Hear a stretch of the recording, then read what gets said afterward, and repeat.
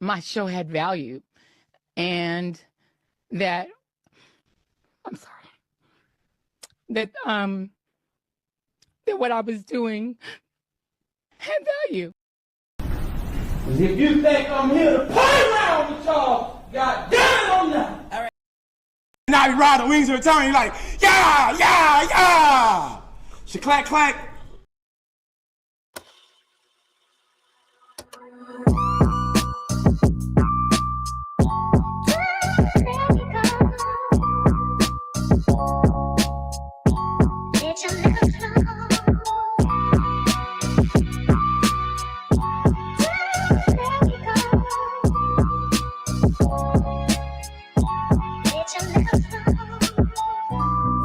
To loneliness is pay for consequences. No more second chances, I know better. So be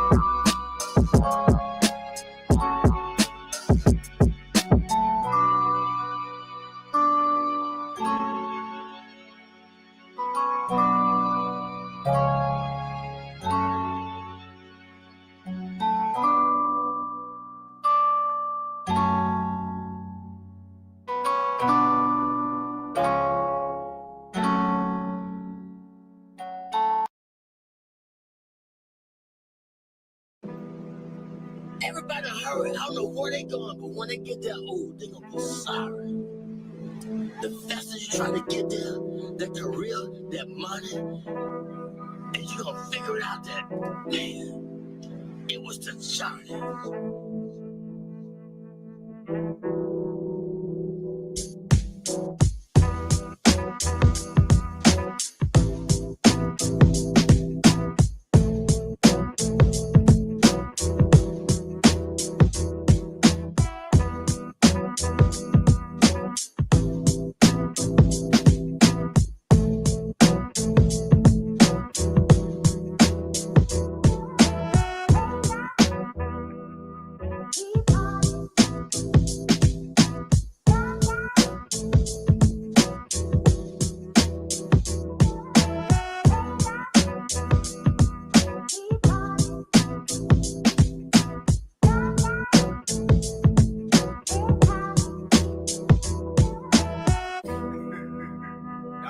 Hey.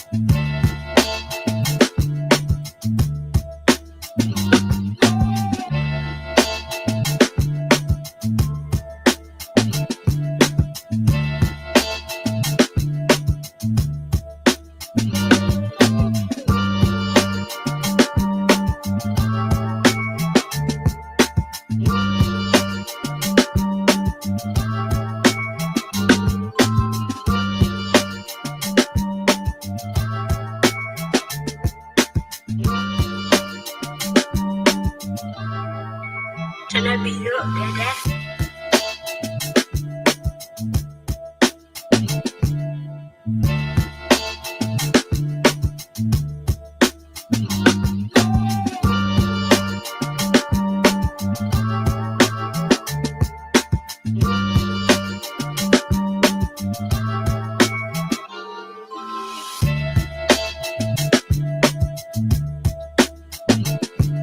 Woo! We back in this bit. What y'all doing? One of y'all forgot to hit that like button. I'm looking right at you. It was you. I know. You can tell me, you can feel me looking at you, right? Hit the like button, bro. Stop being lazy. Come on now. We all here together. We all in this together. You gotta hit that button.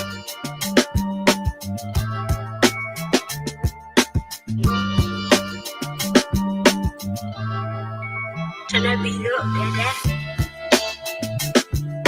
baby. Shout out to the FBA gang.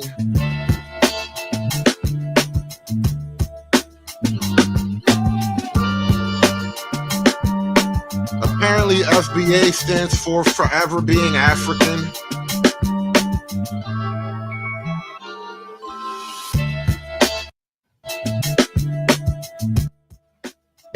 I think the producers of this year's Essence Fest, they don't understand FBA. They think it means Forever Being African. Finally brought an African. And so now a lot of black folk are kind of upset at the Essence Fest. I hear it was a debacle, a little bit of a debacle on its own. It was poorly produced. It wasn't really organized as well as it could have been. And then I hear about this cultural colonization that's happening.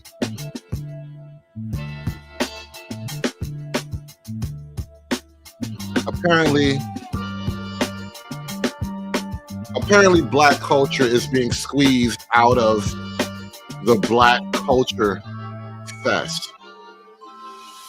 The Essence Fest was always about the essence of black culture.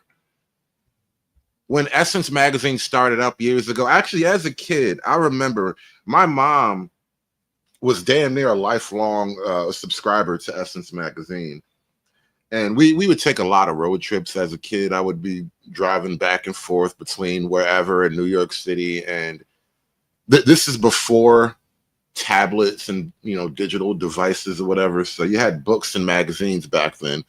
And my mom had Essence magazines all over the place. So like I would be flipping through her magazines while she's driving back into the city, right? So I remember Essence magazine and the intentional blackness of it. And I don't remember Essence magazine being a particularly global black thing. I mean, we've always, as Americans, we've always kind of been low-key Pan-African. So anything broadly, globally black was kind of just assumed to be black. But Essence in particular was kind of, the Essence Festival especially was kind of billed as a celebration of Black American culture. And what's happened over time is a new black culture has moved in, and they're now throwing their weight around. And we're going to talk about that today. I know there's a lot of disagreement about this meme going around on Twitter right here about Black family reunions. This says from Black Millionaires on Twitter. It says Black family reunions are down 44%. Many people claim the dynamics of their family changing once their grandparents died. And Mr. O pointed out in the chat that this statistic is unverifiable. There's literally been no real effort to catalog it in this way. Like, we haven't really done a study on Black family reunions. However, intuitively, I think this is just true. I think as the Black family dynamic has reformed and shaped over the years, a consequence of that is a smaller family unit And a smaller family unit means less people getting together. It means less time and desire to get together. I actually spoke about this a couple of shows back, where kids have less cousins now. Like, as a kid, I had a larger pool of cousins to hang out with than my children have right now. And that's a consequence of the shrinking Black family and the lack of Black nuclear family in particular, because it's the nuclear family that does kind of drive that family reunion type of thing. You know, it's typically the intact, better off parts of the family that can provide the background for a family reunion, you know, because you got to rent a place or have a place where, you know, where people can come. There's all the supplies that you got to get and all that. It's a lot goes into it. And so it's not going to be Keisha from the projects with her 8 kids who's putting on a family reunion. It doesn't really work that way. Keisha from the projects with her 8 kids will drag all her 8 kids to the family reunion, but she can't host it herself. And I think that's actually kind of what's happening right now.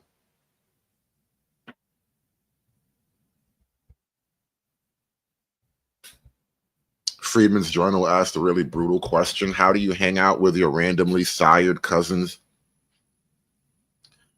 Yeah, that's a tough one, Freeman. I got nothing for you, bro. I got nothing for you. You want some hope? What you want? Hope and change? I look like Obama to you? I got nothing, bro. Not a drop of courage or inspiration or wisdom. That just is the way it is right now.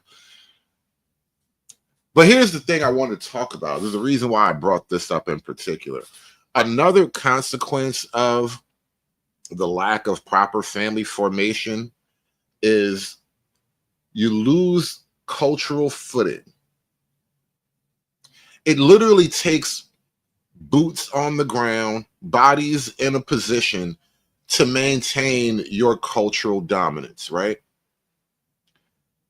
And if, as a people, you are creating less families, therefore creating less productive children, therefore creating less productive adults that go off into the workplace in the future, you have less people to wave your flag as a group.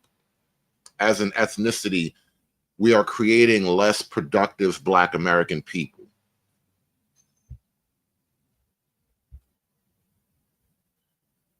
Which brings us to the new CEO of Essence Fest. I forget this lady's name. Her name is unimportant. Random African name.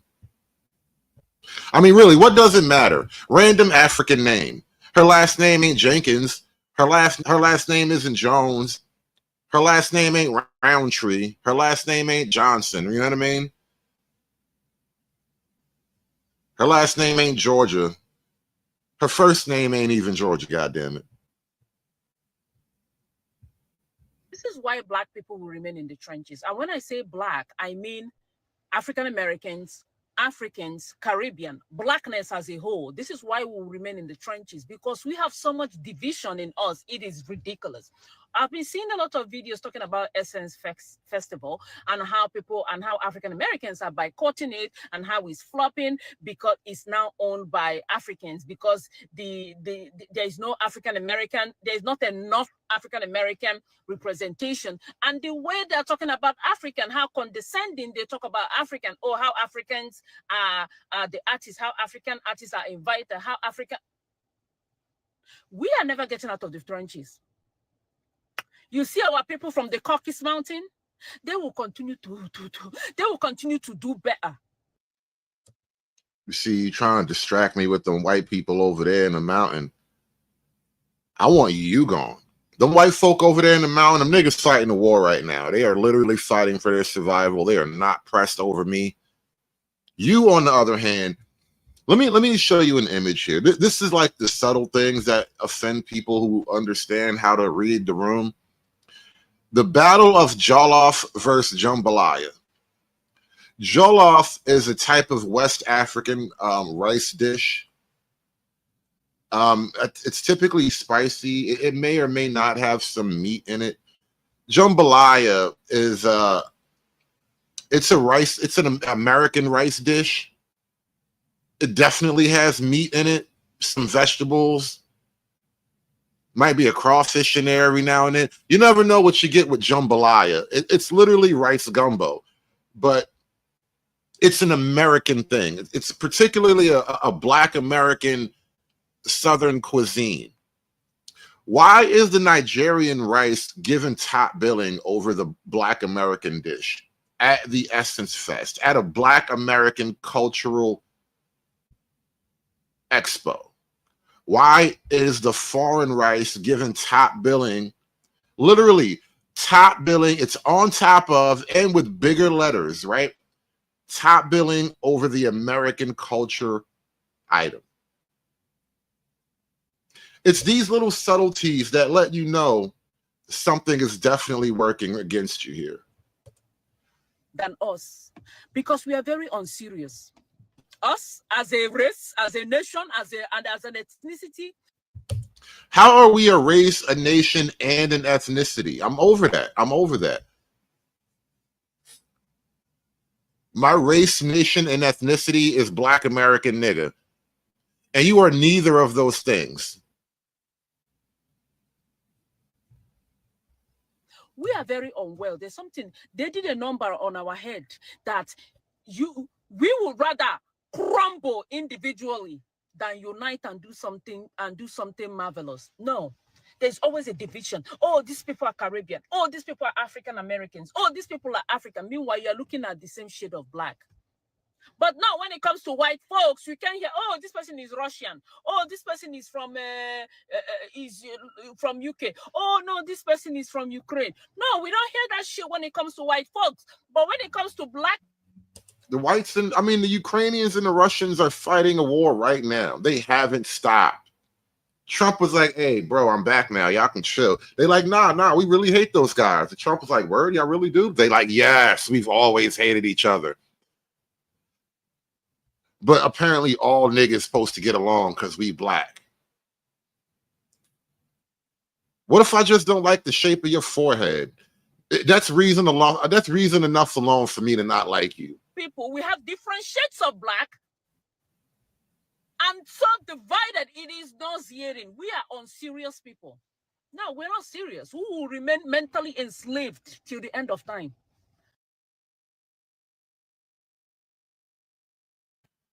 And so now there's definitely this pushback from the immigrant black community. There's a demand that we all be in it together. And I don't know if the Black Americans really want to be in it together anymore. The more you try to force us all together, the more I don't want to be with you niggas. Apparently there's too much global blackness at the cookout. People saying Juneteenth is American, not Pan-African. They sure is mad that Essence is run by a Kenyan woman, even trying to separate our struggle from those attacked by ICE. Newsflash, Black American culture has always been global. Y'all didn't say nothing after the Haitian Revolution. All them Haitians pouring into New Orleans shaped the culture y'all love at Essence to this day. What the hell I got to do with anything right now? And since when has Black American culture been global? That don't even make sense, bro. Let's talk about how Juneteenth originated in Texas. We became free on a land that 30 years prior was Mexico. That don't mean nothing. That belongs to us now. You know who they sent out there to control that land? The Buffalo Soldiers, the niggas on the nags. They literally sent niggas on nags out there to tame them Wild West Mexicans and Indians and whatnot. A country where many of us escaped to, along with Canada and the Bahamas, Sierra Leone and Liberia. I mean, where does American blackness start and stop? We do live in a global empire. And I'm going to just say, many of y'all just started waving the Juneteenth flag. If America is a global empire, then my Black American ass is on top of the rest of you niggas. And I don't want it any other way. Since we're an American global empire and I'm an American, I don't want to be like you niggas. We're empire niggas over here. Y'all subject niggas over there. We are not the same. We are literally not the same. They're not like us. Y'all niggas could never empire like us. And the thing is, they're trying to convince us not to empire because we black. They're like, nah, that empire business, that's white man stuff. Everybody wants to rule the world. That's white man's music. They trying to convince us that we shouldn't empire because we black. Fuck that. White man empires, I'm empiring too, bitch ass nigga. You want me on that wall. You need me on that wall.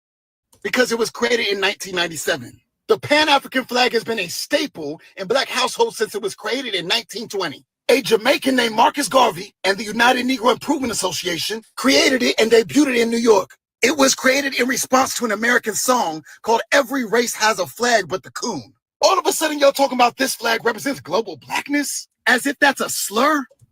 Races don't have flags, bro. Only countries have flags.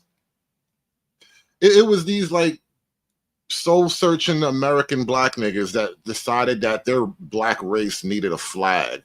And so now the black race is the only race that has a flag with no nation. It's dumb. It's dumb. And I'm tired of playing this game. I'm black. I'm an American. You know, my Lambo blue, my president's black, and all you other niggas need to go home. You forgot that the man that coined Black Power, Stokely Carmichael, was from Trinidad? The first black woman in Congress, Shirley Chisholm, her people were from Barbados? And we know our music has been exported all around the world, from jazz to hip-hop. But stop pretending like you weren't just at that Afrobeats brunch the other day. Right. We were exporting music around the world, all right? That means Africans can listen to rap music, but I don't want to hear that shit when I'm playing Hot 97, all right? I don't want to hear boom, boom, boom, boom, hey, I don't want to hear that on Hot 97. I colonize you. You don't colonize me. That's how this American stuff goes. I think you people forgot how to America. We do the colonizing. We do the cultural exportation. We don't let the niggas show up over here and now we got to speak their language. Now I got to put a bone in my nose because all these other niggas got a bone in their nose. That's not how we do it. A genre pioneered by Fela Kuti out of Nigeria. It was the Black Panther Party that wore berets in solidarity with African liberation movements. And you over here acting like you don't have a dashiki or at least some kente cloth in your closet. I got one more. You know you felt it when them Haitians whooped on ICE in Brooklyn, just like you celebrated the Montgomery Brawl. I'm not saying that Black American culture does not exist. I hope ICE run down on them Haitians. I hope ICE took names and fingerprints. I hope they catch every one of them Haitians and make them niggas swim back home. It's up now. We got drama now. It's up. And make sure you count all the cats and dogs before they leave, too. We can see, smell, hear, feel, and taste it. And it's not to say that both Juneteenth and Essence may have become too corporate. What I am saying is that our blackness has always been global. Whether we're the ones who've been influenced or we've influenced the world. Sometimes we just don't realize how diverse being black is. Black is not stagnant. It is alive and growing. So instead of being upset at what it looks like. No. See, the thing is, we're black. They're foreigners. They look like us because that's how foreigners, they try to get in there and you know, blend in. But we're black and they're foreigners. And that's just the way it's got to be from here on out. I know we made a big mistake. It's a giant my bad, all right? We got to own that. Pan-Africanism was a huge 75 years of my bad. My bad. Like, I told you niggas that we was just alike and then we should hang out and get cool. And y'all niggas got a little too cool. And now, my bad. That was a mistake. We should not have done that. Get mad at the corporations that steal it. And look at the opportunities to organize, celebrate, and make money with black communities all around the world. You can put your boots on the ground, but it's global solidarity that's going to get us free. Notice the global solidarity mostly goes in one direction.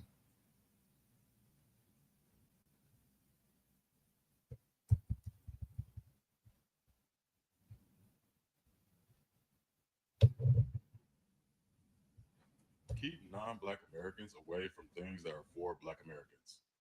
Me personally, I second what that brother said, you know, other than the word black, you know, melanated. But it's multiple reasons, man. One of the main factors is that the people who run these things now, who run these parades or events and things that's meant for us are not us. If you look, even movies that's supposed to portray us historically, they're not played by us. Shows, etc. They're not played by us. It's these people coming in trying to usurp our cultures. It's mostly British. I remember during actually the first time I noticed that was Stringer Bell. Stringer Bell was played by Idris Elba. He did such a good job playing Stringer Bell, a Baltimore drug dealer. I had no idea that he was a foreign black of African descent, right? He's a UK black, and I think his parents are like Nigerian or something like that, because most of them UK niggas is Nigerian. But I had no idea Stringer Bell was a foreign black, like, you know, acting, right? He was acting.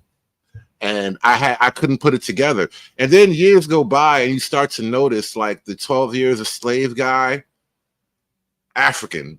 His people probably sold slaves. They literally don't know what slavery is. They've only been on the winning end of slavery, right? But he gets to be 12 years a slave, though, right?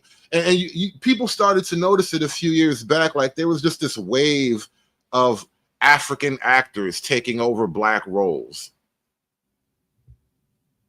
But I wasn't a black actor, so I said nothing. And Africans, you have some Caribbeans doing it too, but us and Caribbeans have a different kind of history, even though I'm gonna let y'all finish hearing what I'm saying right quick. But another major reason they got these Africans playing us in our TV shows and movies that's supposed to be depicting us is so we can get used to seeing they phenotype psychologically as us. Because, you know, 9 times out of 10, when we see an African, we be able to tell that they're African, even if they're first, second, third generation in America. Like, we can still tell y'all from us. Star G, you know, checking these motherfuckers. History and their history is their history. So I don't give a fuck what nobody talking about, right? And then, just like all of our other history, they trying to erase us, man. So if you know the real history of these countries, of these lands, of the Americas, you know, since they've been invading, they've been trying to usurp and take us out of position of who we are as the original peoples of these lands, right? And they did it by removing, they just keep doing it, because it's hard to remove the culture of people that's original, right? Because who everybody want to be. You feel me? Give a fuck what they talking about, Joe Law versus all that bullshit. They wouldn't even have most of their dishes if it wasn't for our crops, if it wasn't for us. Like, we can get in depth on this, but long story short, man, it's because the people who running these motherfucking events ain't nice. And they like, you can even listen to the radio now. You can't even listen to the radio for 5, 10, 20 minutes without some other people interjecting themselves in our culture, or they're playing their music that is copied from our culture. Like, if people don't. Who decided that everybody in America needs to listen to Afro beats?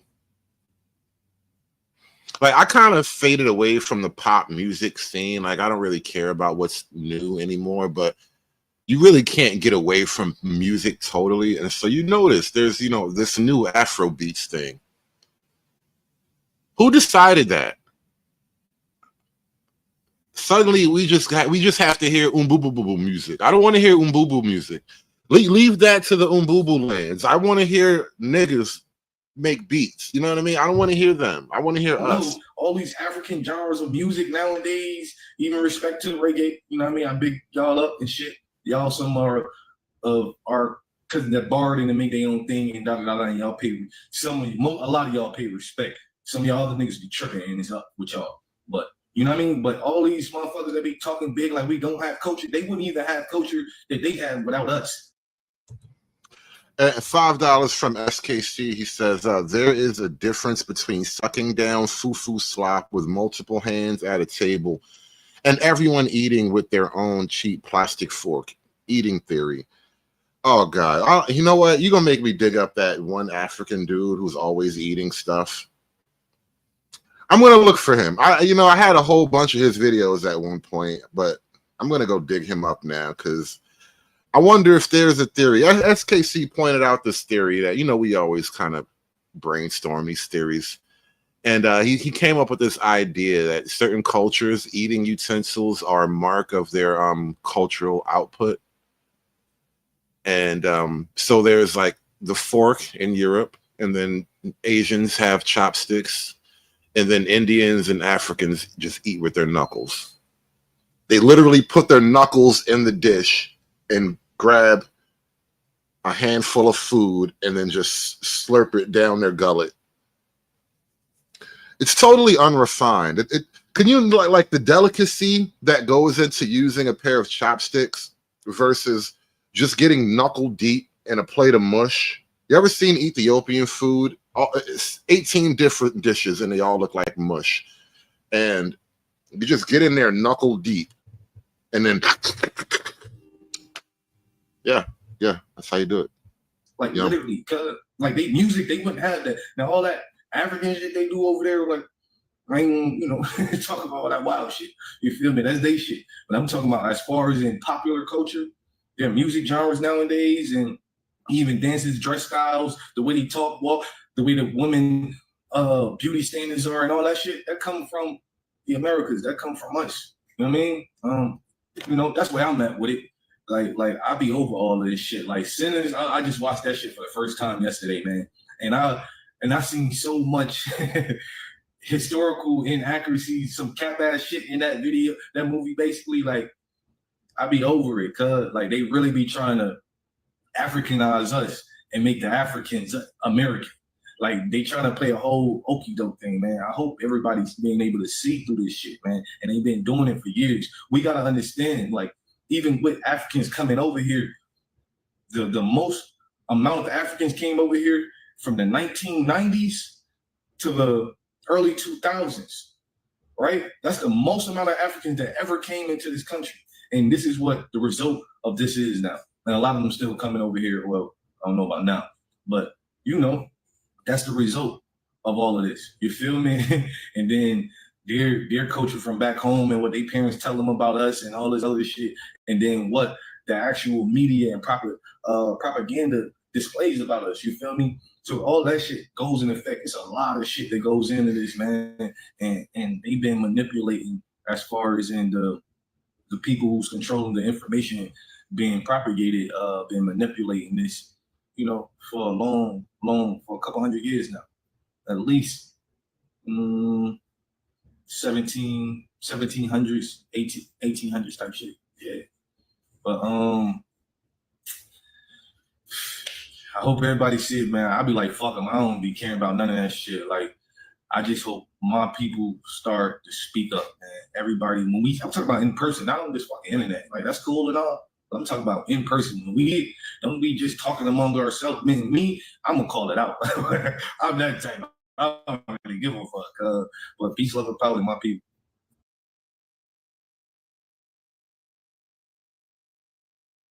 Hi, my name is Simone. We did an actor from Nigeria, and culture means earth, motherland, Africa, originality, and culture is the essence of our being, the togetherness, the oneness, the community, the society that we're from, and we should always celebrate that.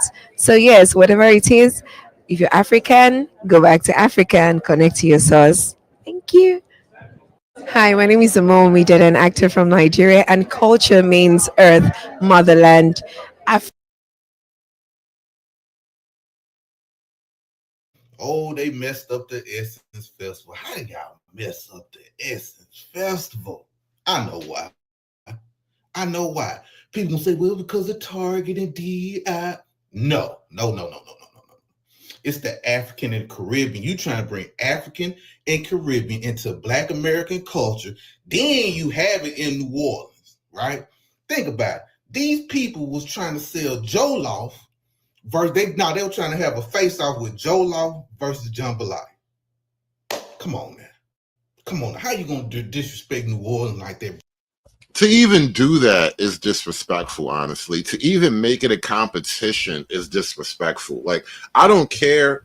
I wouldn't be bothered at all if you just set up your little table and you want to sell Jollof and give some away or whatever. You want to promote your dish, right? But to make it a competition is to literally be like, we're better than you and we're going to prove it to everybody. Whoa, hold up, foreign nigga. You can take your little smelly rice and get the fuck out of here. That's a wild move to make right there. That's a bold move, Cotton. Bringing Jollof there. You get what I'm saying? Now, I don't know about y'all Black people, but my grandma and granddaddy never cooked no goddamn on Jollof. They never cooked Jollof before. I ain't bullshit. They never cooked it. Now, jambalaya, yes. And another thing people are saying, well, people don't have the money. Black Americans got money. You hear me? Don't let these folks lie to y'all think we ain't got no money to go there. Black Americans got paper. Are you seeing where black people traveling to every other weekend? Niggas rather take a Carnival cruise than show up to the Essence Fest, which is a whole other problem in and of itself, right? Because the culture really is embodied by the spirit of an 18-year-old thought. It doesn't really care about the culture in any real way. And so something like Essence Fest, like the idea of why you would have an Essence Fest, the need to gatekeep and maintain that, it's kind of lost on this new generation.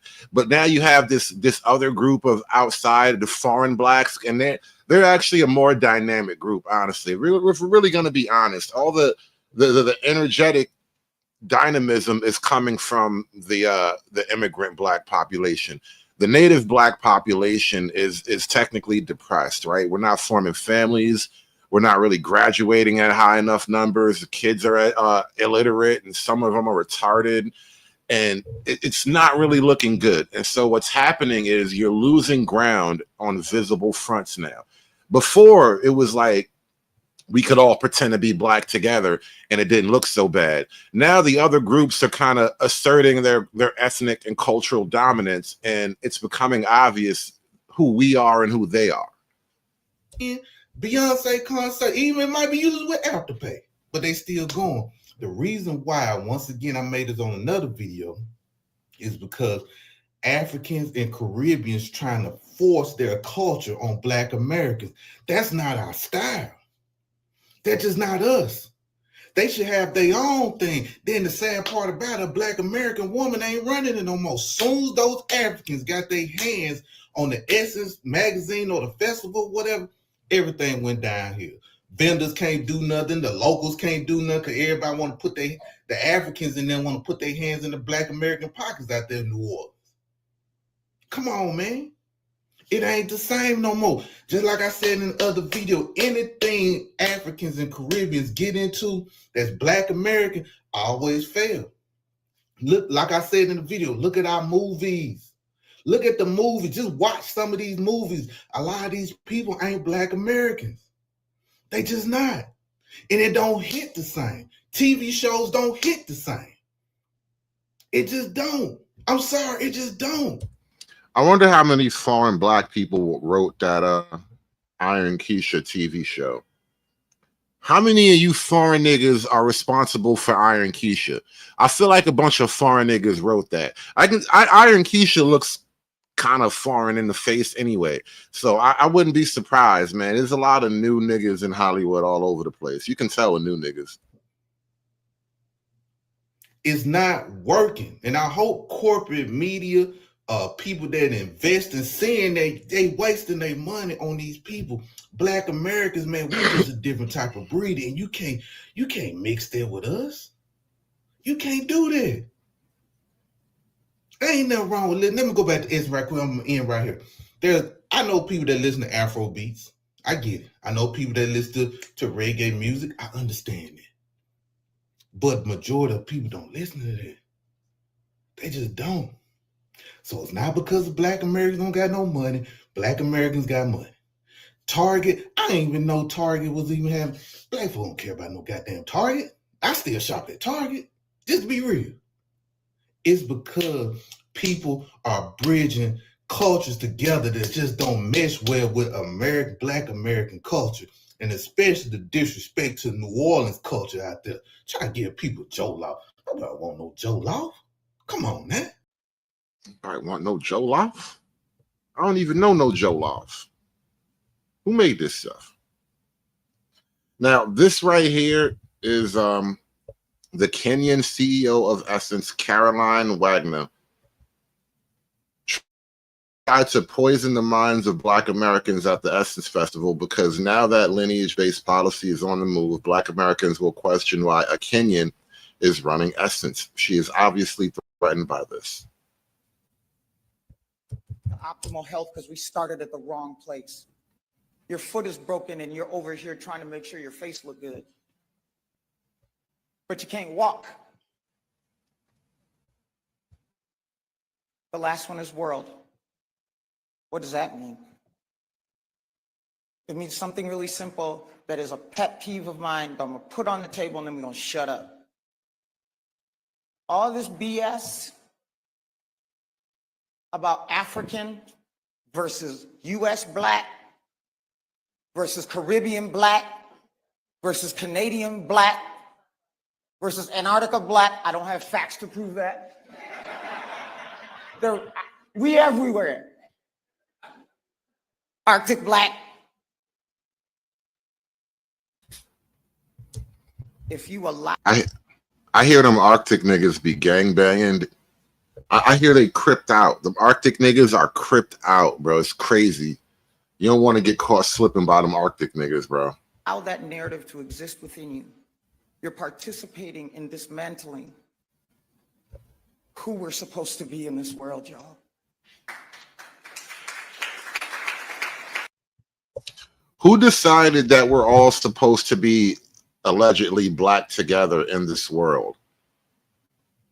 And on a side note, a couple of years back, women started really putting this really heavy eye color on their eyeshadow, and they all look like crackheads now. I hate that little eyeshadow thing, like this really bright color eyeshadow thing they put right over the eyes. It's really horrible. I hate when they do that shit. Rich and I are no more, actually no less dedicated to the black community in the US than we are to the black community in Africa and in the Caribbean and in Europe. And the fact that our descent is African and your descent might be different does not mean that we can't represent all. If you are everybody, you are simultaneously nobody. And that is kind of the problem of Pan-Africanism. The Black American identity now feels as if it's being swallowed up by the identities of all the other global blacknesses. And I would rather be a somebody than a vast collection of nobodies. And that's kind of the weird Black American identity attempting to reassert itself. It's telling the rest of the black world that not only are we a somebody, we are the original somebodies. And at this point, though, it's frankly just a battle now. It's literally a vast series of battles of attrition because they're here. And I mean, Trump, you need to send ICE uptown, bro. I'm telling you, put ICE on 125th Street.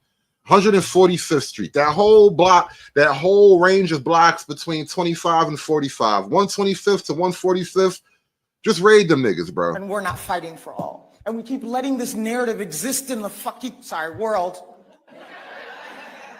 I told y'all this is me. If you were calling me, this is how it would come out, y'all. And I'm gonna tell you why I'm triggered on that in a second. And notice too, and this is a thing, and this is an old point for me, but as we've all kind of come together to fight this alleged race war, all of the spoils of race war have gone to the women. I'm not really interested in fighting a race war when all the spoils go to the women. In the history of war, that's never happened. Only black men think that's the way you're supposed to go to war.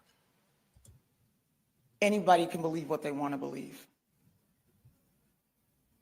What I need the world part of this to do is to proactively dismantle the part of that conversation that is about if you ain't a black, I certify you don't deserve to help make black better. Because the amount. Yeah, yes, we are a particular group, and we have to gatekeep the group. We can't just let other niggas come in here and gatekeep our particular group. They might have some other ideas about how things are supposed to work, you know? Can't just let them have that. Because the amount of energy that we spend, and this is honest, y'all, the amount of energy that we spend trying to mitigate around that is taking energy away from what we could be doing. When I took this job with Rich, and he knows this, and we were writing the press release, it was literally a conversation about, should I put on there that I'm Kenyan or not? Dead ass. You can cut this in the video, Steph. Then I'll say it again, dead ass. Why do I have to sit there and think about if in an interview, on a stage, in a place where I'm talking about this thing that is my job, I got to be careful about saying if I'm Kenyan, because somebody won't think that I can lead them because they're not from Kenya, but they're black like me. That my Because you might be an imposter. It's literally like a game of Among Us, right? One of these niggas is not like the other. Can you tell which one? And then all the Brooklyn niggas turn and look at the African chick in the room. It's her. She's from Kenya. It's her. Like, yeah. That's how it's going. That's how it works. It's always been that way. We were just being kind of stupid earlier. I got to be careful about saying if I'm Kenyan, because somebody won't think that I can lead them because they're not from Kenya, but they're black like me. That my black can't be their black and their black can't be my black. So when I say world, shut it down. Spend the energy finding what you can do. You don't got to like me. You don't even think I'm going to be successful. Just don't dismiss me because I'm Kenyan, and I won't dismiss you because you're black. And if you're around people that look like us that are feeding that narrative, tell them they can feel how they want to feel. But please, again, don't touch the silverware if that's how you feel. Because we got to eat. Why am I triggered by that? Why you coming here to eat, though? Big as Africa is, all of the shrubbery and animals and vegetation and all that you got, you coming here to eat, though? Nah, you came all the way from Kenya to eat off my table. It's crazy. Because of the last 2 days and then the next 2 days. Do you see how beautiful it is for how we gather? Do you see what we've been able to do together unapologetically? Do you understand what this has done to fuel the way that people got to go back and be they black? And shout out to True Hype with the 5-ball. He says, problem they are having is that they basically told people what they got to accept all this instead of just showing the difference and paying homage. Yeah, listen, this is what liberalism didn't prepare the American citizenry for this reality. Everybody is a cultural chauvinist for their own culture. If you come from Mongolia, you think Mongolian culture is the best and the rest of you guys are crazy. When you come from China, you think Chinese culture is the best and the rest of you guys are crazy.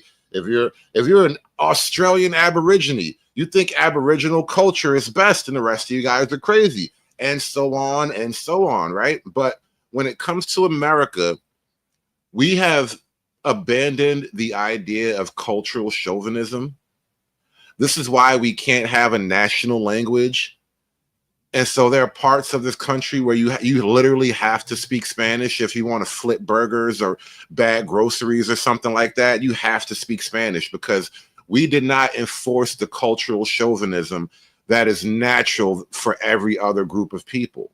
And so now when it comes to the foreign blacks, right? If you don't enforce an American cultural chauvinism on them, they will force you to be more like them. And so it can't happen both ways. It can only go one way or the other. Either they come here and we force them to be like us, or they come here and they force us to be like them. There are no other choices, bro. So what would the world look like?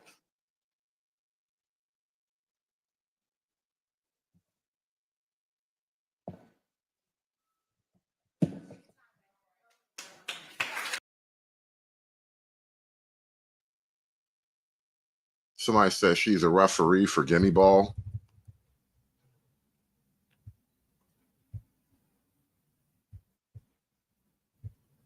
think that we're looking at glass cliff hires. Okay, so what does that mean? It means that when something has happened within the company itself, they will hire like a woman or maybe another minority to try and turn a new leaf.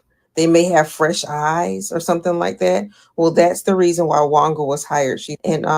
But not only that, she's Kenyan.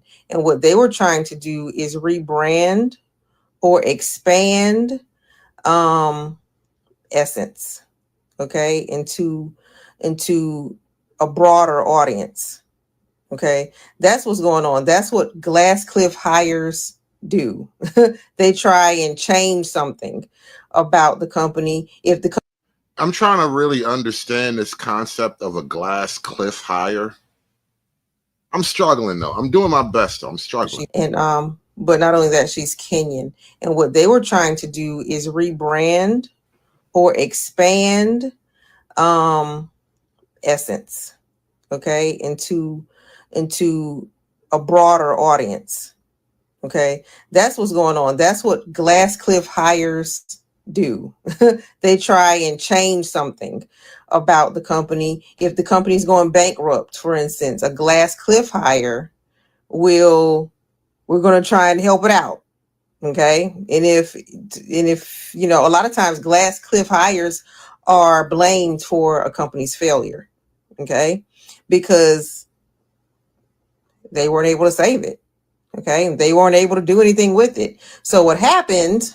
It looks like Dennis, this guy right here, stepped down because of alleged, and he's from Liberia. So he stepped down after he had acquired, I think around 2018, 2020, Essence. And this guy is the founder of Shea Moisture, right? So he acquired it from Time. He acquired Essence from Time. So after he acquired it, it became, quote unquote, allegedly, as reported, a toxic work environment at Essence. So he stepped down, okay, because he was trying to, I don't know, expand the brand or do something different or whatever, right? So here's where another glass cliff hire comes in. Wanga, she's from Kenya, okay? So now the Essence Festival goes on this year and boom, people don't like it, okay? So yeah, that's what a glass cliff hire is. And so before I even made this video, I said, okay, was she a glass cliff hire? And this is what I got. So yeah, if you read that, she was hired to try and save what was tanking under Dennis. Okay. So I don't know how. So an African guy owns Essence magazine now, right? It was bought by this African guy or whatever, and it was struggling, and he hires an African woman to stop the struggling, and more struggle followed. How long Essence is going to survive if they don't bring it back home to what it's supposed to be? Because I think that's what's actually missing. Okay. Again, Time, I think, and Dennis, they were trying to do something different. I could be wrong. And then after all the allegations, Wanga was introduced as CEO, and now things are getting a little bit worse. So yeah, that may be why Essence is having some issues this year, because it's been having issues for a couple of years because the wrong people are in charge.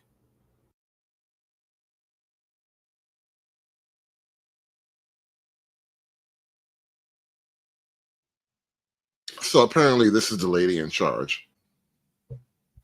This is the African woman in charge of the Black American Culture Festival.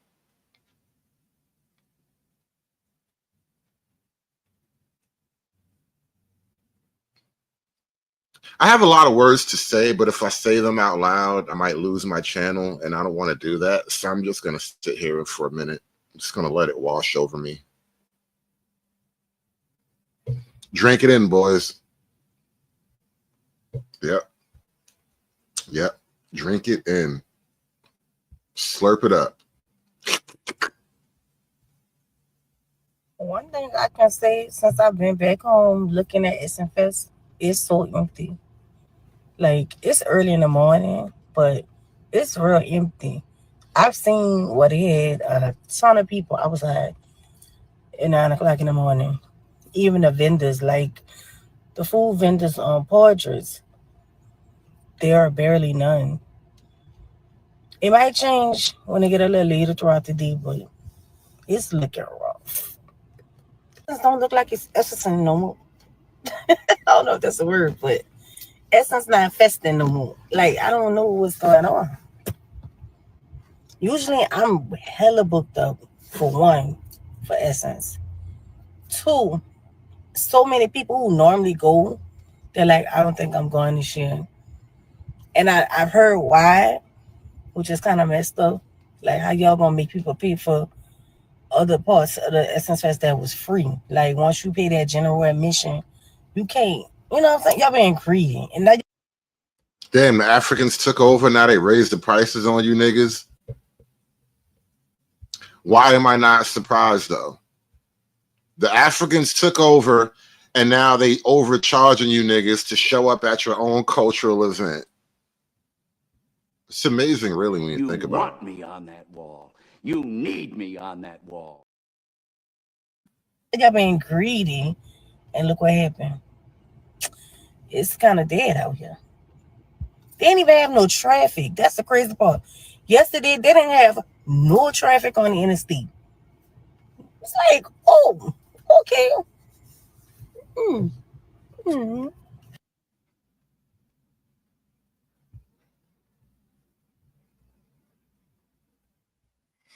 I saw this. Let me share this with you guys. Apparently, this is from AT&T, who was a corporate sponsor of the event. And they're telling their representatives of the event things that they should and should not talk about. Look at what it says here. Avoid race, gender, or sexuality terms, negative framing of AI or tech, critique of institutions, combative or divisive language, right? Now, right below that, instead of immediately, they went to Black culture is being erased. Why the hell is AT&T even commenting on Black culture? And not only that, they're telling you not to talk about Black culture being erased. Instead of saying Black culture is being erased, say, how do we carry forward cultural nuance? That is code for how do you let the Africans take over? That is wild, bro. This is wild. This is from the AT&T sponsors. They says, instead of Black culture is being erased, say, how do we carry forward cultural nuance, right? Because cultural nuance means, you know, we're all a part of this global Blackness together. You're no longer an American ethnic Black. You're one of the global niggas now. Shit's wicked, bro. It's crazy out here. It's getting crazy out here. Look at Essence magazine or the Essence website. 5.1 trillion in buying power. Now what? Essence Fest panel urges greater collaboration among Black and brown businesses. Does Africa have brown businesses? I mean, the Black thing is a stretch, but you know, at least I understand the Black thing. Even when I fight you on it, I understand the Black thing. But does Africa have brown businesses now? What do you mean? We need to unite with Black and brown business? What does that mean? Urges greater collaboration among Black and brown businesses. Are there brown businesses in Africa?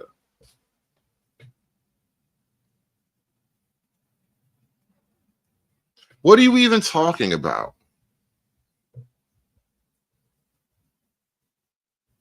Right, we already got beef with the Latinos right now. I don't know if you noticed, but we're having a little racial spat with the Latinos, the Mexicans in particular. Now is not the time to be trying to mingle money with the Browns.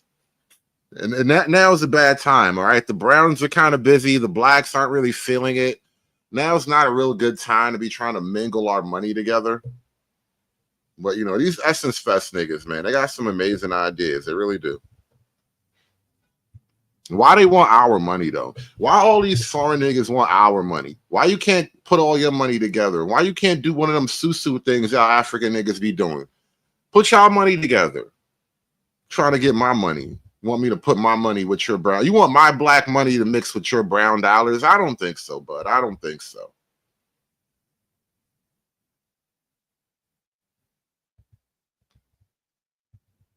I don't even want to read this whole thing. The headline alone is what killed me. Like, why you, first of all, what do you mean black and brown? Like, read the room, nigga. Read the room. And second of all, why you foreign niggas always coming over here counting my money? Fucking Akon. Oh, if you just would put your money in this African town, we would make Africa the biggest thing ever. They just shut down Akon City, bro. Akon City is officially dead. Shout out to everybody who gave Akon some money to rebuild Africa. Shout out to all the niggas who tried to make Akon's Africa great again. Akon City is over. Every time you niggas get over here, you want to pocket watch me, though. And I know you niggas got money. I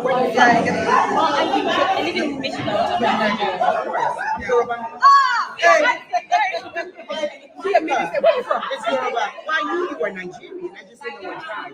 Really? I don't know. Nation. Yeah. I'm Southern.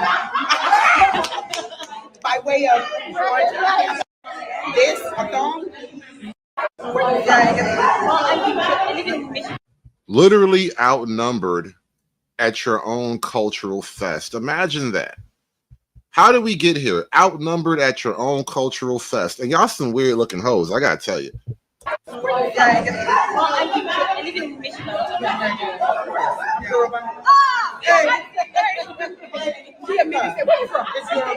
knew you were Nigerian. I just didn't know what tribe. Really? I don't know. Nation. Yeah. I'm Southern. By way of Georgia. Damn, it's like 4-1. If they wanted to jump you and take your weave, you couldn't do nothing right now. You couldn't do nothing. You're right, SKC. It's Big Mama versus Mama Africa. And Mama Africa is outnumbering them right now. If they want to jump you and snatch your pocketbook, you can't do nothing. If they want to sell you to the white man, they can't do nothing. It'll be just like them old days. They're going to beat you up, throw you in a bag, and sell you to a white man. I hope you niggas is ready. I hope you niggas is ready for the re-enslavement. Y'all thought the white folks was going to re-enslave you. Nope, nope, nope. The Africans came back here for a second run. The Africans came back. The Africans literally came to America and was like, oh, the white man freed you niggas? I could fix that. Now, you thought the white man was going to enslave you. No, the Africans came over here to re-enslave you and then sell you back to the white man. That's the game. That's the long game, right? You want to have a conspiracy theory conversation? Let's have that conspiracy theory. The real reason Africans are here is to re-enslave you and resell you back to the white man. Double the profits, nigga.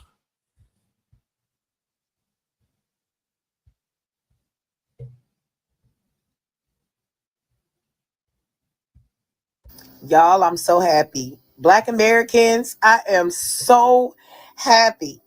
One thing I could say that came out of this here Essence Festival, she thought that she was going to be bridging the gap when really she just woke more Black Americans up to the fact that them motherfuckers is trying to colonize us. I have seen so many videos of BAs using the right language, using the right word. It is colonization, okay? And because history is my thing, y'all, I know the pattern of colonization.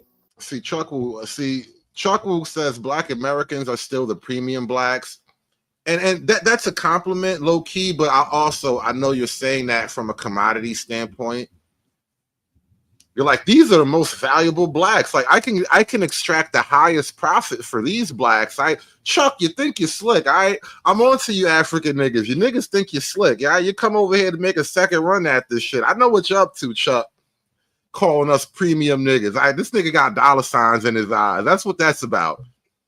He didn't call us premium blacks because he really likes us. Nah, this nigga got a whole plan. This nigga got a whole economic package. The re-enslavement is going to happen. Can't fool me, Chuck. I know. I know exactly how colonization works. And what Africans are doing is colonizing. They're trying to colonize Black Americans.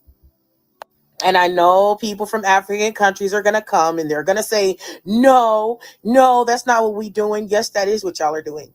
Okay? It's just like when I know, baby. I know. They can't fool me. This nigga Chuck over here think he can fool me.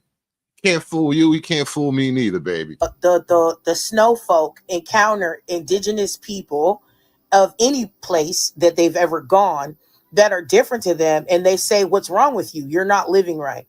You're not living right. You're not doing right. You're not talking right, right? So what you need to be is more like me. That's why everybody aspires to whiteness. That's why everybody has to assimilate into whiteness. A lot of people from African countries want us to assimilate into them. Okay. And they think that if it's not like them, and because we are Black, right? If it's not like them, they think that we're like savages, we're undeveloped, we're uncivilized, like all of that different shit, when really we're just who we are. And then the fact of, if you listen, like you let them talk long enough, and we've all had many conversations with them, they find it absolutely preposterous and mind-boggling that Black Americans like being Black American, and that Black Americans are happy just the way that we are. This is why they oftentimes try to convince us that we couldn't possibly be happy. But what about your roots? But what? SKC says, paging Obi Wale. I think it's, is it Obi Wale? I think they call him Obi. I don't know the guy's name, but I know who you're talking about, SKC, the We Need to Talk guy. Here's another conspiracy theory, right? Immigrant Black people will encourage American Black people to fight the forever race war, because as long as you're fighting race war, you're distracted from having your kids educated, having your families grow and be prosperous. Like, the race war is costing Black America everything. It's the only thing it's the only real cultural glue in Black America at this point. And foreign Blacks would rather watch American Blacks focus on the race war, and then the foreign Blacks get to scoop up all the goodies that the American Blacks aren't paying attention to anymore. And, you really can't blame them. So it's not like a personal thing, like you're somehow uniquely evil. But at the same time, I don't want you eating off my plate. I wasn't looking before. I'm looking now. Now I'm looking. It's one thing when I turn my head and you snatch the French fry off my plate when I wasn't looking, and I ain't noticed.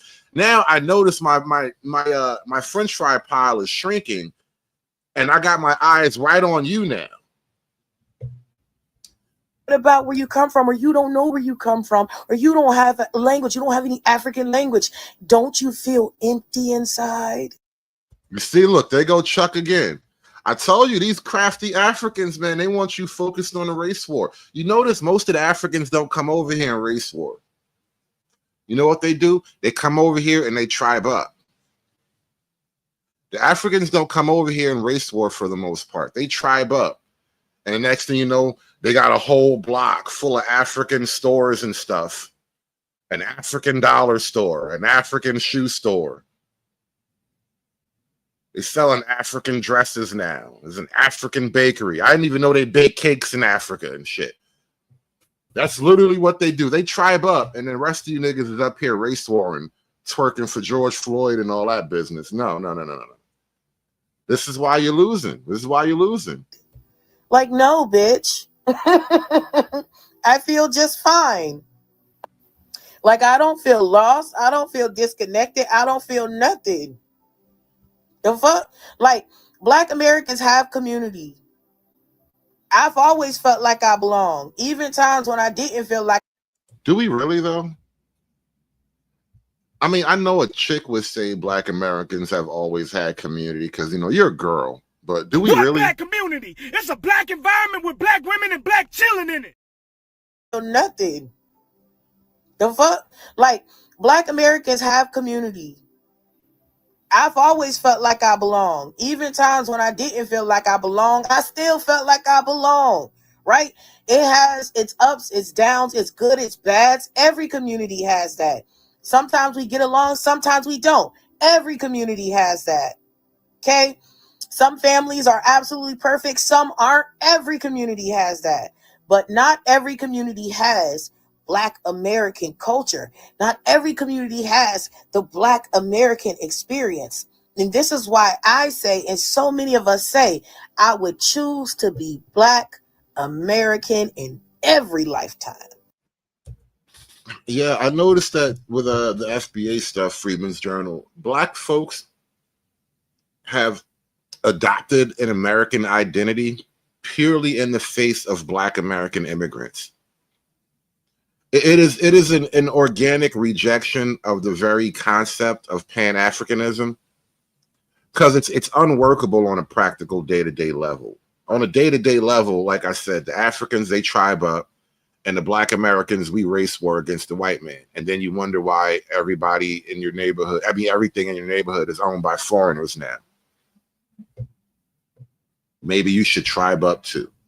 Just saying. Because we the shit. We are the shit. And yes, it's frustrating. It's aggravating because we got to gatekeep. People always trying to take our shit. All of the different stuff that comes with it. Not to mention the racism.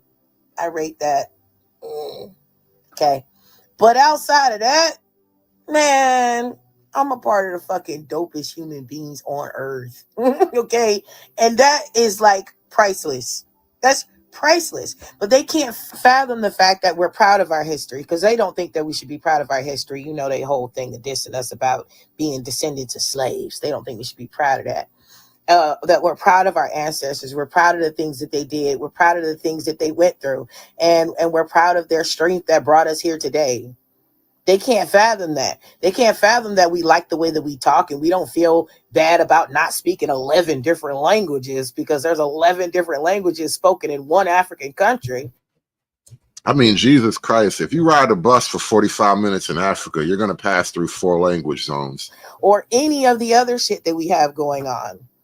Any of the other shit, right? And that even though we had all kinds of systemic shit going on or whatever, like, we're still here and we have so many things to be proud of. And so I love the fact that the Essence Festival just really brought that out. And I just love the fact that all of the different events that are going on is really making Black Americans, you know, straighten out some narratives and assert ourselves and stand up for ourselves and say, hey, bitch, this ain't motherfucking Thanksgiving, ho. You not finna fucking colonize us. Take that shit back across the ocean. Because we will end up dragging y'all ass from sea to shining sea before we will ever let you colonize Black Americans. Have a good day, y'all. What happened to Black American heritage at Essence Fest? So it's night 1 or night 2, and there is a lot of complaints coming through, and the common consensus is the culture has shifted. It no longer feels like us. And honestly, that makes sense, because the people in charge now do not value Black heritage. Essence Fest used to be known as the Cookout. It was created in 1995, created to center Black American heritage, the music, fashion, beauty, political power. It was basically like the family reunion created by Black people for Black people. Soul food, a little gospel, a little trap, NOLA. It was a culture that you felt deep in your chest. But now, not so much. It feels somewhat curated, corporatized, and it no longer feels like it centers us. The current CEO of Essence is a former DEI executive for Target. So the very thing that Black Americans are protesting, she was the center of, and now she's the center, well, she's the head, the CEO of Essence. The irony is just dripping off the screen. All right, calling it a divestment wig is a little bit too far. We don't even know if she divested. She might be trying to hunt a Pookie. Pookies love blonde wigs too, by the way. You don't even know if she's a divester. Her boyfriend could be a gangbanger. Judgmental much? But she really is tripping though. Like, say you not even repping the culture. Like, bruh, the irony. Her big ass crab cracking hands. Oh, for God, that was just mean. Crab cracking hand. That was just mean. The hypocrisy is everywhere, bro. American Man said that's a trans. Oh God, yeah. The culture is cooked, bro. The culture is really, really cooked, man. It's a damn shame what you niggas did to your culture. Upon more research, I found out that she is originally from Kenya and she moved to the US when she was about 10 years old. The point of me bringing that up is she doesn't seem like she values Black American heritage, because if she did care, the festival will still reflect the very people it was built for. And seeing as though that's not the case, I can't help but think that she does not value Black American heritage. Instead, it's become a space that uplifts everyone else aside from Black American heritage. That shift is starting to feel really intentional. Local Black vendors are being pushed out. Local creators and influencers are overlooked completely, all while being the very representation that is needed for Black-centered heritage in the South. It doesn't make any sense to me. It has slowly become a place that has been curated for optics and not community. This very thing is exactly what I was talking about in my previous videos when I asked the question, where are the Black American beauty creators? The answer is we're being pushed out of the very spaces created and centered for us. It's diabolical, really. Black women getting robbed by the Africans is crazy. It's crazy work. True Hype with the 20 ball says, I remember a time when people would never go out of the house unpresentable. But now people are on viral videos in bonnets, bedclothes, and laying down. Hey, real quick, I know of at least one Black dude who regularly streams from the shower now. Like, it's just his gimmick now. He calls it the shower cast. It's crazy. Niggas are terrible. He says, damn, it's crazy. I would like to take a Black family from the 50s for reactions. You know, it's weird. We kind of, I think as a culture, when we say things like the Black community, we have this image in our mind of 1950s Black America. Like, when we say the Black community, we don't really picture Crooklyn, the 1980s Black America. We don't picture 1990s Black America. The families from Juice or from Boys in the Hood, right? We don't picture Steele and them's family, Rodman's family. We don't picture the West Coast Black family growing up in the Watts projects, right? We kind of picture, at best, we try to picture like the Huxtables. We try to picture this sort of fantastical upper middle class Blackness that's barely real. It's real, but it's not visibly real. But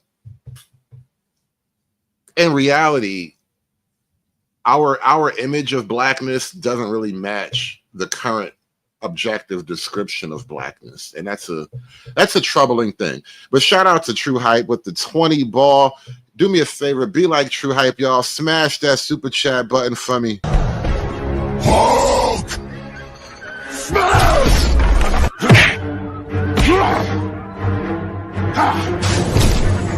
Smash you! You make Hulk angry. You not like Hulk angry.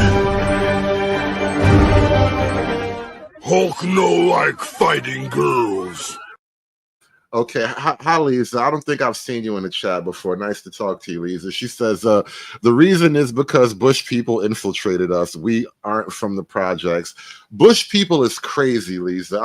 I'm not saying you're wrong. I'm just saying Bush people is crazy. I feel like you got that term from the white man. You want me on that wall. You need me on that wall. And not just pushed out of these spaces like Essence Fest, but panels, brand deals, sponsorships, media. And all of this didn't happen by accident. It has happened through leadership, branding pivots, and sponsorship deals that prioritize global Blackness. Global Blackness, a movement that often leaves out the specific culture and heritage of Black Americans. And when brands talk about inclusion but sideline the very creators who made the culture, we should all be asking, if Essence no longer feels like us, who is it for?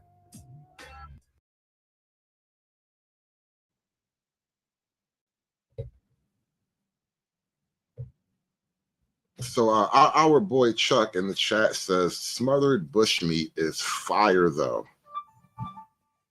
Chuck, I'm gonna have to take your word on that, and only your word on that. I don't want to ever learn for myself the flavor of bushmeat. I hear it's all the rave in Western Africa right now. I hear some of these animals are close to extinction because, you know, the bushmeat be popping over there. But, you know, I'm not really one to food shame because I know, listen, the Africans, they get food shamed a lot because the African meals be crazy. But in China, everything is on the menu too, right? Everybody eats everything. So I'm not really going to get on the food shaming thing. But y'all eat y'all nasty bushmeat all you want, bro. That's all for you. That's all you. The closest thing to bushmeat I will get is that's why I don't even eat the gyro from the stand. I never eat the you know how, like, when you're in New York and they got the little halal cart on the street? I think I've eaten off that cart one time in my entire life. And I'm not even saying something bad happened then, but just the idea of it, that to me is like the New York City's version of bushmeat. And if I'm going to buy a gyro, I'm going to walk into an actual store where they like pay rent. They got to have a health inspector come by and all that stuff.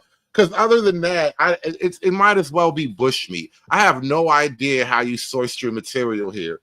I can't do it. I can't do it. That's as close to bushmeat as I'll ever get. Is New York City halal cart food. I'm just nah. Because real bushmeat, no, you niggas is crazy. You niggas is crazy. I can't even eat halal cart food, bro. And this nigga talk about smothered bushmeat. Nah, man. Nah, I'm good. I'm good. I hope you enjoy it though. I hope it tastes delicious to you. I hope you and the family scarf that shit down.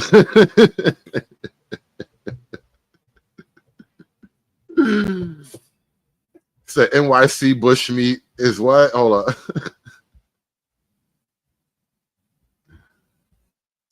Squirrels and pigeons. Oh no. It might as well be. This is why I don't eat from the halal carts, man. I gotta walk into an actual restaurant. I don't trust your cart, bro. And you just hitch that shit to the back of your Suburban and drive off into the sunset every night. I have no idea what you do. It's not like you hose everything down in the middle after you're done or whatever. You just drive away with that shit, and then you drive back the next morning. That is literally bushmeat. That is the NYC version of bushmeat. And I just can't do it. I'll be watching people in line. I'll be like, ew, they nasty. Like, I just can't do that stuff. But no, it's no way. It is no way.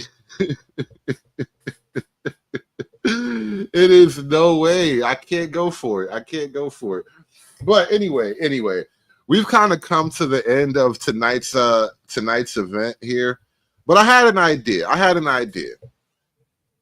In Space Kitchen podcast with the 1999, he says, good show, paying dues. Hey, man, can I get my wrench back? You know what? You probably lost your wrench in the transition, Space Kitchen, because you probably were wrenched up on the old channel. So I am going to open up a window here. Let me find you on the new channel. And let me get you wrenched up. I gotta open up a window with the proper. I got way too many windows open, and they don't all have my right YouTube ID on it. So now I have to open the right window just to get you wrenched up. But I got you. I'm gonna figure this one out. But anyway, this is what I was gonna say. And thank you. By the way, while I'm getting you wrenched up, shout out to Space Kitchen Podcast with the 20 ball, because you guys have been a loyal, dedicated fan base, and I literally got the night off. I've been putting in like 10-hour days this last week. It's killing the hell out of me, but I've been I got some time off now, and so I think what I'm gonna do, instead of tomorrow, I'm gonna pull a double header. Instead of trying to put this show out tomorrow, I'm gonna put another show on in like 10 minutes. I'm already ready to put the show on. I got the idea and I got a couple of graphics ready to go, and we're gonna put another show together. And so thank the Space Kitchen Podcast for the second act. Smash that super chat button while you're at it. Hulk! Smash!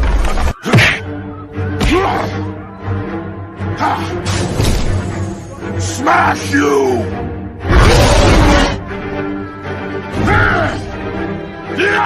You make Hulk angry! You not like Hulk angry! Hulk no like fighting girls. But we are gonna wind this one down, and I'm gonna come back in a couple of minutes. I'm gonna close this one out, wrap it up, keep it nice and tight. I had a completely different show, completely different subject matter for you. We're gonna do a little bit of red pill stuff because there's this kind of black therapist guy going around lately that I need to give some commentary on, because he's putting out some great work, and I don't want to let this moment pass without me talking about it. So shout out to everybody who donated to the stream tonight. Shout out to the Space Kitchen Podcast. We are going to play it forward. We will be right back in about 10 minutes with the second act. I want to thank everybody for tuning in. Go smoke a cigarette, make a 7-Eleven run. One of you niggas want to go get a pack of beer, go get a 6-pack or something like that. You go do that. You go do all of that. I'm going to play with some things in the background here on YouTube, and I'm going to give one of these niggas a wrench because they got to get wrenched up. Matter of fact, let me open up that window while I'm up here running my mouth. Make sure this gets done. How do I get back to my YouTube? All right, let me try it like this.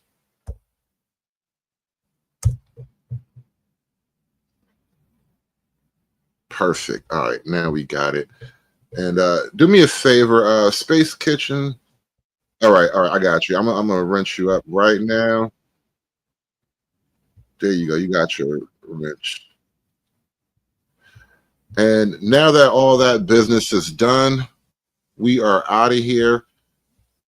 We will be right back with the second act, guys. Thank you for tuning in. I will see you in just a few minutes. You guys have a great interlude. We'll be right back. The night is not over. I promise. The night is not over.